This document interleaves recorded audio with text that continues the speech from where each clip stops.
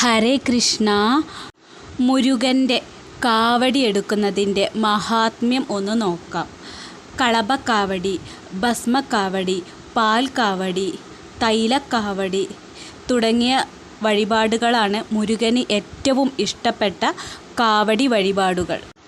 കാവടി വന്ന കഥ ഒന്ന് പറയാമെന്നാണ് വിചാരിക്കുന്നത്. ഒരിക്കൽ മഹാമുനിയായിട്ടുള്ള അഗസ്ത്യ മഹർഷിക്ക് മഹാദേവനെ ദർശിക്കാൻ ആഗ്രഹം തോന്നി. അങ്ങനെ കൈലാസത്തിലെത്തി മഹാദേവനെ ദർശിച്ച് തൊഴുത് പൂജയും നടത്തി. വളരെ സന്തോഷത്തോടു കൂടി അഗസ്ത്യ മഹർഷി തിരികെ പോകുന്നേരം മഹാദേവൻ കൈലാസത്തിൽ നിന്നും 2 പർവ്വത ശിഖരങ്ങൾ ശിവശൃംഗവും ശക്തിശൃംഗവും മഹർഷിക്ക് സമ്മാനിച്ചു. അങ്ങനെ മഹാദേവൻ്റെ അനുഗ്രഹത്തോടെ അഗസ്ത്യ മഹർഷി തിരികെ പോരും നേരം തൻ്റെ രാക്ഷസ സേവകനെ കൊണ്ട് ഈ 2 പർവ്വതങ്ങളും ഒരു ദണ്ഡിൻ്റെ 2 അറ്റത്തുമായി കെട്ടി തോളിലെടുപ്പിച്ചു യാത്രയായി.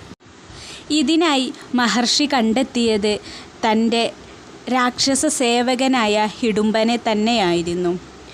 ഹിഡുംബൻ അങ്ങനെ നടന്നു വരുമ്പോൾ യാത്രാമധ്യേ ക്ഷീണിച്ചുപോയി.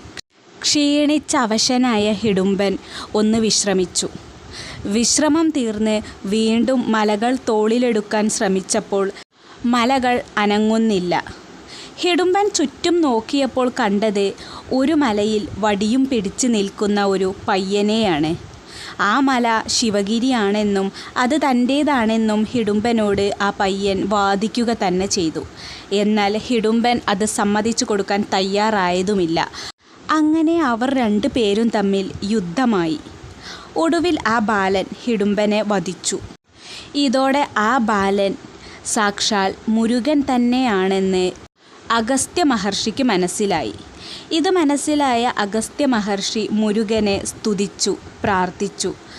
അഗസ്ത്യ മഹർഷി മുരുകനോടായി അപേക്ഷിച്ചു ഹിഡുംബന് ജീവൻ തിരിച്ചു നൽകണമെന്ന്. ഇത് കേട്ട മുരുകൻ ഹിഡുംബനെ പുനരുജ്ജീവിപ്പിച്ചു. ഇങ്ങനെ വന്ന ഹിഡുംബൻ താൻ കൊണ്ടുവന്ന ആ മലകൾ പോലെ പൂജാദ്രവ്യങ്ങളും കാവടിയും കെട്ടിവരുന്ന ഏതൊരു ഭക്തനെയും അനുഗ്രഹിക്കണമെന്നും അവരെ മുരുകൻ്റെ ദ്വാരപാലകരായി കാണണമെന്നും ഹിഡുംബൻ മുരുകനോട് അപേക്ഷിച്ചു.